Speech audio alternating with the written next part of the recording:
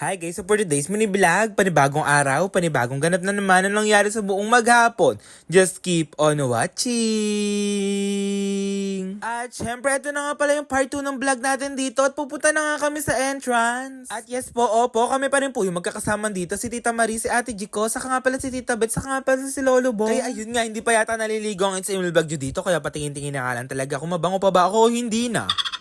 At syempre may entrance fee pala dito sa pinuntahan namin kaya dali-dala lang nagbayad dito si Tita Beth at bibitahan niya sila dito guys. At syempre mga guard, 3 beses pa nga lang ako nakakapunta dito at nakakakain. Syempre malamang 3 beses pa nga lang nakapunta dito. Malamang syempre 3 beses ka pala nakakain. Uy, nag-explain.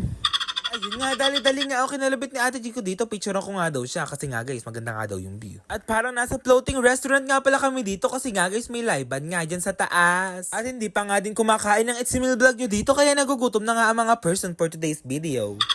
Kaya ayun nga, dali-dali lang nga din umorder si Tita Beth dito at nakaupo na nga din kami dito na matiwasay. Ayun nga si Kuya Kenneth, si Tita Beth, saka nga pala si Lolo Bong, si Tita Marie, saka nga pala si Ate Jico dyan. Busy-busy pa nga mga person, kaka-cellphone dyan mga person. Kaya ayun nga, i-fast forward na nga natin yan. Nag-picture-picture nga lang sila dito guys. Napaka-cute naman talaga nilang tignan dito. Halatang mahal na mahal ni Tita Beth yung papa niya. Kaya ayun nga, pinakita nga ni Ate Jico yung mga picture nilang napaka-cute. Then dumating na nga din dito yung cucumber namin. Ano daw, mali pa yata yung pagkakasabi. Dumating na nga din dito yung mga plato, kutsara, saka nga pala yung lagay ng soup. At natatawa nga ako kay ate na nagsaserve sa amin dito dahil na-overwhelm nga siya guys. Bigla na lang talaga nataranta si ate dito kaya ayun nga guys, naka-ready na nga dito yung kainan namin. At dumating na nga din dito yung sisig saka nga yung calamares. Buti na lang talaga magar, masarap nga talaga yung mga pagkain dito. Dumating na nga din dito yung pagkain na napakatigas. Nakalimutan ko nga yan guys, kaya nga pala matigas kasi nga guys, kaka-adjust ko nga lang parang antigas lahat ng mga kinakain ko. At dahil na-overwhelm nga si ate, mali nga yung sinerve niyang kanin dito, kulang nga guys ang 2. Pero okay nga lang yun mga gar, naiintindihan naman namin yun. Kaya ayun nga, i-check na nga natin dito yung sisig kung masarap nga ba talaga. At i-rate na nga natin lahat ng food mamaya dito. Kaya nilagay na nga dito yung mga rice. Paano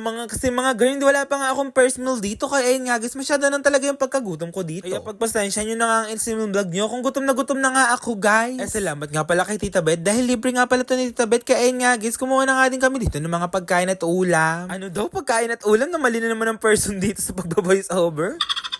Hindi ko na lang talaga maalala kung ano nga tawag dito guys. Nakalimutan ko nga kasi guys, nasa dulo na nga ng ipin ko. Ano daw ipin? Nasa dulo ng dila. At guys, nagki-cravings nga talaga ako sa chicken wings nila dito. Napakasarap talaga ng mga flavored wings nila dyan. Kaya ayun nga guys, nagki-cravings talaga ako ulit. Gusto kong bumalik.